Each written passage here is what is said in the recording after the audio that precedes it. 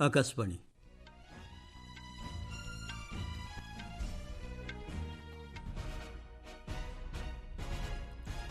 संवाद पढ़ुंट उदयनाथ स्वाई।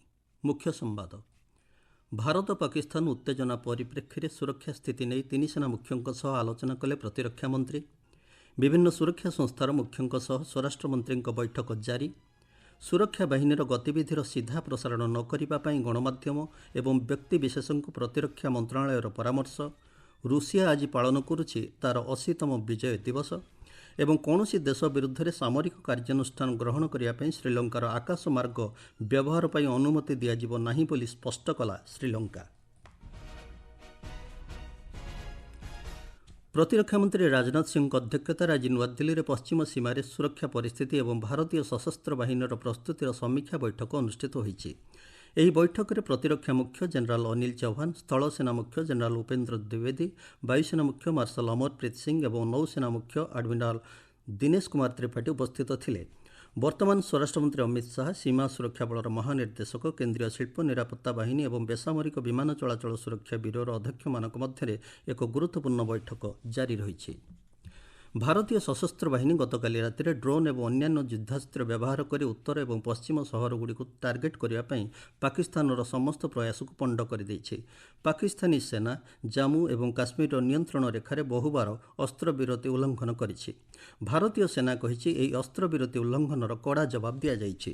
ସେନା କହିଛି ଏହା ଦେଶର ସାର୍ବଭୌମତ୍ୱ ଏବଂ କ୍ଷେତ୍ରୀୟ ଅଖଣ୍ଡତାକୁ ସୁରକ୍ଷା ଦେବା ପାଇଁ ପ୍ରତିଶ୍ରୁତିବଦ୍ଧ। ପ୍ରତିରକ୍ଷା କର୍ମଚାରୀଙ୍କ ସୂଚନା ଅନୁଯାୟୀ ପାକିସ୍ତାନ ଜମ୍ମୁ, ପଠାନକୋଟ ଏବଂ ଉଦ୍ଧମପୁରରେ ସାମରିକ କେନ୍ଦ୍ର ଏବଂ ଆନ୍ତର୍ଜାତୀୟ ସୀମା ନିକଟବର୍ତ୍ତୀ ସ୍ଥାନଗୁଡ଼ିକୁ ଟାର୍ଗେଟ୍ କରିବାକୁ ଚେଷ୍ଟା କରିଥିଲା। ଭାରତୀୟ ସଶସ୍ତ୍ର ବାହିନୀ ସମସ୍ତ ଆକ୍ରମଣକୁ ସଫଳତାର ସହ ନିଷ୍କ୍ରିୟ କରିଛି ଏବଂ କୌଣସି ଜୀବନହାନି ହୋଇନାହିଁ। ଆମ ପ୍ରତିନିଧି ପଲ୍ଲବୀ ବର୍ମାଙ୍କଠାରୁ ଏ ସଂକ୍ରାନ୍ତ ଅଧିକ ତଥ୍ୟ। जम्मू कश्मीर के सतवारी, सांबा, आरएसपुरा और अर्निया पर पाकिस्तान की ओर से 8 मिसाइलें दागी गईं।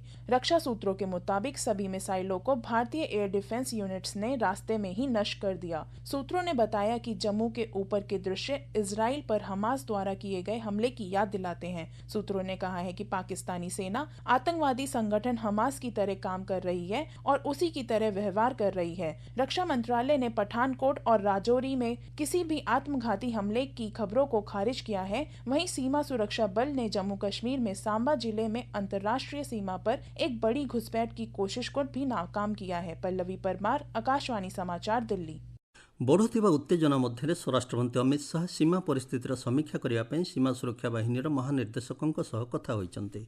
से विमान बंदर सुरक्षा संपर्क में केन्द्रीय शिल्प सुरक्षा बाहिनीर महानिर्देशकों कथा होइछन्ते। गतकाली एक स्वतंत्र मिलित बिबृति वैदेशिक सचिव विक्रम मिश्री कहते घटना को बढ़ाइबा नुआदिल्लीर उद्देश्य नुहे, केवल पाकिस्तान में आतंकवादी भित्तिभूमि को आघात कर। से कहते 22 एप्रिल पहलगाम आतंकवादी आक्रमण होउछि मूल उत्तेजना एवं भारत केवल यार जवाब देउछि। मिलित बिबृति समय कर्नेल सोफिया कुरेशी कहते भारतीय सशस्त्र बाहिनी गतकाली पाकिस्तान अनेक स्थान में वायु प्रतिरक्षा राडार एवं सिस्टम को टार्गेट करथिला। लाहौर में वायु प्रतिरक्षा प्रणाली को निष्क्रिय कर दिया जायथिला। भारतीय सशस्त्र बलों ने पाकिस्तान के कई स्थानों पर वायु रक्षा रडार और प्रणालियों को निशाना बनाया। भारत की प्रतिक्रिया समान क्षेत्र में समान तीव्रता के साथ की गई। यह विश्वसनीय रूप से ज्ञात हुआ कि लाहौर में स्थित एक वायु रक्षा प्रणाली को निष्क्रिय कर दिया गया। अनेक क्षति पर पाकिस्तान सरकार तार अंतर्जातीय अंशीदार मानक अधिक ऋण देवाई अनुरोध करिछि। पाकिस्तान सरकार अर्थनैतिक व्यापार विभाग एक सामाजिक गणमाध्यम पोस्टे कही बढ़ुवा युद्ध एवं स्टॉक सूचकांक ह्रास परिप्रेक्षी अंशीदार मानक उत्तेजना ह्रास करिबारे सहाय्य करने अनुरोध करा जायछि। सरकार समस्त गणमाध्यम चैनल, डिजिटल प्लाटफर्म एवं व्यक्तिविशेषों प्रतिरक्षा अभियान एवं सुरक्षा बाहिनीर गतिविधिर लाइव कवरेज किंबा रियल टाइम रिपोर्टिंग निवृत्त रहिबाकु परामर्श दैछन्ते। सामाजिक गणमाध्यम पोस्टरे प्रतिरक्षा मंत्रालय सूचना एवं प्रसारण मंत्रालयर पूर्व मार्गदर्शिका को उद्धृत करी कहिछि एपरि संवेदनशील एवं उत्स आधारित सूचना प्रकाश करने द्वारा सेनार कार्यप्रणाली और जीवन को विपद में पकाई पारे। यह समस्त अंशीदारों को सतर्क, संवेदनशील एवं दायित्ववान होगाकू परामर्श दैछि। ଭାରତୀୟ ତୈଳ ନିଗମ IOCL କହିଛି ସାରା ଦେଶରେ ପର୍ଯ୍ୟାପ୍ତ ଇନ୍ଧନ ମହଜୁଦ ରହିଛି ଏବଂ ଏହାର ଯୋଗାଣ ଶୃଙ୍ଖଳ ମଧ୍ୟ ନିରବଚ୍ଛିନ୍ନ ଭାବେ ସୁରୁଖୁରୁରେ କାର୍ଯ୍ୟ କରୁଛି। ସମସ୍ତଙ୍କ ପାଇଁ ନିରବଚ୍ଛିନ୍ନ ଇନ୍ଧନ ଉପଲବ୍ଧତା ସୁନିଶ୍ଚିତ କରିବା ପାଇଁ IOCL ପକ୍ଷରୁ ନାଗରିକମାନଙ୍କୁ ଆତଙ୍କିତ ହୋଇ ଅଧିକ ନ କିଣିବା ଏବଂ ଅନାବଶ୍ୟକ ଭିଡ଼ ଏଡ଼ାଇବା ପାଇଁ ଅନୁରୋଧ କରାଯାଇଛି। IOCL କହିଛି ଏହାର ସମସ୍ତ ଆଉଟଲେଟ୍ରେ ଇନ୍ଧନ ଏବଂ LPG ପର୍ଯ୍ୟାପ୍ତ ପରିମାଣରେ ଉପଲବ୍ଧ ରହିଛି। ଆପଣମାନେ ସମ୍ବାଦ ଶୁଣୁଛନ୍ତି ଆକାଶବାଣୀରୁ। ଶ୍ରୀଲଙ୍କା କ୍ୟାବିନେଟ୍ ମୁଖପାତ୍ର ତଥା ମନ୍ତ୍ରୀ ଡକ୍ଟର ନଲିଙ୍ଗା ଜୟତିସା କହିଛନ୍ତି ଶ୍ରୀଲଙ୍କା ସରକାର ଅନ୍ୟ କୌଣସି ଦେଶ ଉପରେ ଆକ୍ରମଣ କରିବା ପାଇଁ ଶ୍ରୀଲଙ୍କାର ଆକାଶ ମାର୍ଗ କିମ୍ବା କ୍ଷେତ୍ର ବ୍ୟବହାର କରିବାକୁ କାହାକୁ ଦେବ ନାହିଁ।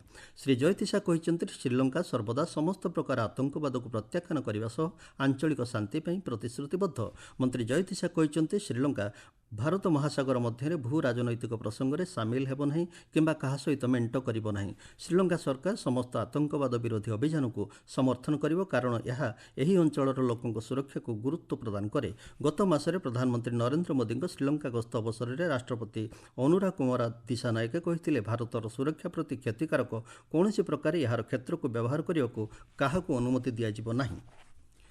ଦିଲ୍ଲୀ ବିମାନ ବନ୍ଦରର କାର୍ଯ୍ୟଧାରା ସ୍ୱାଭାବିକ ରହିବ। ତଥାପି ଭାରତ ପାକିସ୍ତାନ ମଧ୍ୟରେ ଉତ୍ତେଜନାକୁ ଦୃଷ୍ଟିରେ ରଖି ଆକାଶମାର୍ଗ ପରିସ୍ଥିତି ଓ ସୁରକ୍ଷା ବ୍ୟବସ୍ଥା ଯୋଗୁଁ କିଛି ଉଡ଼ାଣ ପ୍ରଭାବିତ ହୋଇପାରେ। ଆଜି ଜାରି ହୋଇଥିବା ଏକ ପରାମର୍ଶରେ ଦିଲ୍ଲୀ ବିମାନ ବନ୍ଦର କର୍ତ୍ତୃପକ୍ଷ ଯାତ୍ରୀମାନଙ୍କର ସୁବିଧା ପାଇଁ ବିମାନ ବନ୍ଦର କର୍ତ୍ତୃପକ୍ଷ ଏବଂ ନିରାପତ୍ତା ବାହିନୀ ସହ ସହଯୋଗ କରିବାକୁ ପରାମର୍ଶ ଦେଇଛନ୍ତି। ସମସ୍ତ ସୂଚନା ପାଇଁ କେବଳ ସରକାରୀ ଉତ୍ସ ଉପରେ ନିର୍ଭର କରିବାକୁ ଏବଂ ମିଥ୍ୟା ଓ ମନଗଢ଼ା ବିଷୟ ଉପରେ କିମ୍ବା ପ୍ରସାରଣ ନ କରିବାକୁ ବିମାନ ବନ୍ଦର କର୍ତ୍ତୃପକ୍ଷ ଅନୁରୋଧ କରିଛନ୍ତି। ବର୍ତ୍ତମାନର ପରିସ୍ଥିତିକୁ ଦୃଷ୍ଟିରେ ରଖି ଭାରତୀୟ ରେଳବାଇ ଜମ୍ମୁ ଏବଂ ଉଦ୍ଧମପୁରରୁ ନୂଆଦିଲ୍ଲୀ ଅଭିମୁଖେ ସ୍ୱତନ୍ତ୍ର ଟ୍ରେନ୍ ଚଳାଇବାର ଯୋଜନା କରିଛି। 12ଟି ଅଣସଂରକ୍ଷିତ ଏବଂ 12ଟି ସଂରକ୍ଷିତ କୋଚ୍ ବିଶିଷ୍ଟ ଟ୍ରେନ୍ ନମ୍ବର 04612 ସକାଳ 10:45 ସମୟରେ ଜମ୍ମୁରୁ ଛାଡ଼ିବ। ଆଉ 20ଟି କୋଚ୍ ବିଶିଷ୍ଟ ବନ୍ଦେ ଭାରତ ମଧ୍ୟାହ୍ନ 12:45 ସମୟରେ ଉଦ୍ଧମପୁରରୁ ଜାମ୍ମୁ ଏବଂ ପଠାନକୋଟ ଦେଇ ଚାଲିବ। ଜମ୍ମୁରୁ ସନ୍ଧ୍ୟା 7ଟାରେ ଆଉ ଏକ ସମ୍ପୂର୍ଣ୍ଣ ସଂରକ୍ଷିତ ସ୍ୱତନ୍ତ୍ର ଟ୍ରେନ୍ ଚଳାଇବାର ମଧ୍ୟ ଯୋଜନା କରାଯାଇଛି ବୋଲି ରେଳବାଇ କହିଛି। ଜର୍ମାନୀର ନାଜି ସେନା ଉପରେ ସୋଭିଏଟ୍ ବିଜୟର 80ତମ ବାର୍ଷିକ ପାଳନ ଅବସରରେ ଆଜି ମସ୍କୋରେ ଭବ୍ୟ ବିଜୟ ଦିବସ ପ୍ୟାରେଡ୍ର ଆୟୋଜନ କରୁଛନ୍ତି ରୁଷ ରାଷ୍ଟ୍ରପତି ଭ୍ଲାଦିମିର ପୁତିନ। ଏହି କାର୍ଯ୍ୟକ୍ରମରେ ଚୀନ ରାଷ୍ଟ୍ରପତି ସି ଜିନପିଙ୍ଗ, ସ୍ଲୋଭାକିଆ ପ୍ରଧାନମନ୍ତ୍ରୀ ରବର୍ଟ ଫିକୋଙ୍କ ସମେତ 20ରୁ ଅଧିକ ବିଦେଶୀ ନେତା ଯୋଗଦେବେ। ଫେବୃଆରୀ 2022ରେ ରୁଷ ୟୁକ୍ରେନ୍ ଉପରେ ଆକ୍ରମଣ ଆରମ୍ଭ କରିବା ପରଠାରୁ ଏହା ଚତୁର୍ଥ ପ୍ୟାରେଡ୍। ବିଜୟ ଦିବସ ପାଳନ ଅବସରରେ ରାଷ୍ଟ୍ରପତି ପୁତିନ ୟୁକ୍ରେନ୍ ସହିତ ଏକ ଅସ୍ଥାୟୀ ମାନବୀୟ ଯୁଦ୍ଧ ବିରତି ଘୋଷଣା କରିଛନ୍ତି, କିନ୍ତୁ କିଭ୍ ଏହି ପଦକ୍ଷେପକୁ ନିଷ୍ଠୁର ବୋଲି ପ୍ରତ୍ୟାଖ୍ୟାନ କରିବା ସହ ଉତ୍ସବକୁ କୁଟିଳତା ଶୋଭାଯାତ୍ରା ବୋଲି ଦର୍ଶାଇଛି। କିଭ୍ ଚେତାବନୀ ଦେଇ କହିଛି କାର୍ଯ୍ୟକ୍ରମରେ ଅଂଶଗ୍ରହଣ କରୁଥିବା ବିଦେଶର ବିଶିଷ୍ଟ ବ୍ୟକ୍ତିମାନଙ୍କର ସୁରକ୍ଷାକୁ ସେ ସୁନିଶ୍ଚିତ କରିପାରିବ ନାହିଁ। ବୈଦେଶିକ ବ୍ୟାପାର ମନ୍ତ୍ରୀ ଡକ୍ଟର ଏସ୍ ଜୟଶଙ୍କର ଆଜି ୟୁରୋପ ଦିବସ ଅବସରରେ ବୈଦେଶିକ ବ୍ୟାପାର ଏବଂ ସୁରକ୍ଷା ନୀତି ପାଇଁ ୟୁରୋପୀୟ ସଂଘର ଉଚ୍ଚ ପ୍ରତିନିଧି କାଜା କାଲାସଙ୍କୁ ଶୁଭେଚ୍ଛା ଜଣାଇଛନ୍ତି। ସାମାଜିକ ଗଣମାଧ୍ୟମ ପୋଷ୍ଟରେ ଡକ୍ଟର ଜୟଶଙ୍କର କହିଛନ୍ତି ଭାରତ ୟୁରୋପୀୟ ସଂଘ ସହିତ ଏହାର ରଣନୈତିକ ସହଭାଗିତାର ବିସ୍ତାରକୁ ଗୁରୁତ୍ୱ ଦିଏ। ଭାରତ ଏବଂ ଚିଲି ଏକ ବ୍ୟାପକ ଆର୍ଥିକ ସହଭାଗିତା ଚୁକ୍ତିନାମା ପାଇଁ ଆବଶ୍ୟକୀୟ ସର୍ତ୍ତାବଳୀ ସ୍ୱାକ୍ଷର କରିଛନ୍ତି। ସେମାନଙ୍କର ଦ୍ୱିପାକ୍ଷିକ ବାଣିଜ୍ୟ ସମ୍ପର୍କରେ ଏକ ଗୁରୁତ୍ୱପୂର୍ଣ୍ଣ ଦିଗକୁ ଏହା ଚିହ୍ନିତ କରିଛି। ଭାରତରେ ଚିଲିର ରାଷ୍ଟ୍ରଦୂତ ଜୁଆଲା ଆଙ୍ଗୁଲୋ ଏବଂ ବାଣିଜ୍ୟ ବିଭାଗର ଯୁଗ୍ମ ସଚିବ ବିମଳ ଆନନ୍ଦଙ୍କ ଦ୍ୱାରା ଗତକାଲି ପାରସ୍ପରିକ ସହମତିରେ ଏହି ସର୍ତ୍ତାବଳୀ ସ୍ୱାକ୍ଷରିତ ହୋଇଛି। ବାଣିଜ୍ୟ ମନ୍ତ୍ରଣାଳୟ ଏକ ବିବୃତ୍ତିରେ କହିଛି ଉଭୟ ପକ୍ଷ ଦ୍ୱିପାକ୍ଷିକ ସମ୍ପର୍କକୁ ସୁଦୃଢ଼ କରିବା ପାଇଁ ସେମାନଙ୍କର ଦୃଷ୍ଟିକୋଣକୁ ପୁନର୍ବାର ଦୋହରାଇଛନ୍ତି। ଚଳିତ ମାସ 26ରୁ 30 ପର୍ଯ୍ୟନ୍ତ ନୂଆଦିଲ୍ଲୀରେ ହେବାକୁ ଥିବା ପ୍ରଥମ ପର୍ଯ୍ୟାୟରେ ଫଳପ୍ରଦ ଆଲୋଚନା ପାଇଁ ଉଭୟ ଦେଶ ଅପେକ୍ଷା କରିଛନ୍ତି। ଏହି ଚୁକ୍ତିନାମା ଅନ୍ତର୍ଗତ ଦୁଇ ରାଷ୍ଟ୍ର ମଧ୍ୟରେ ଅଗ୍ରାଧିକାର ବାଣିଜ୍ୟ ସହଯୋଗ ବୃଦ୍ଧି ପାଇଁ ଡିଜିଟାଲ ସେବା, ନିବେଶ ପ୍ରୋତ୍ସାହନ ଏବଂ ସହଯୋଗ, MSME ଓ ଗୁରୁତ୍ୱପୂର୍ଣ୍ଣ ଖଣିଜ ପଦାର୍ଥ ବିଭିନ୍ନ କ୍ଷେତ୍ରକୁ ଅନ୍ତର୍ଭୁକ୍ତ କରିବାକୁ ଚେଷ୍ଟା କରାଯାଉଛି। ଭାରତ ଏବଂ ଚିଲି ରଣନୈତିକ ଅଂଶୀଦାର ଏବଂ ଘନିଷ୍ଠ ସହଯୋଗୀ ହେବା ସହ ଉଭୟ ଦେଶ ମଧ୍ୟରେ ଦ୍ୱିପାକ୍ଷିକ ସମ୍ପର୍କ ବର୍ଷ ବର୍ଷ ଧରି ସ୍ଥିର ରହିଛି। ଜାନୁଆରୀ 2005ରେ ଦୁଇ ଦେଶ ମଧ୍ୟରେ ଆର୍ଥିକ ସହଯୋଗ କ୍ଷେତ୍ରରେ ଏକ ଚୁକ୍ତିନାମା ସ୍ୱାକ୍ଷରିତ ହୋଇଥିଲା ଏବଂ ମାର୍ଚ୍ଚ 2006ରେ ମଧ୍ୟ ଏକ ବାଣିଜ୍ୟ ଚୁକ୍ତିନାମା ସ୍ୱାକ୍ଷରିତ ହୋଇଥିଲା।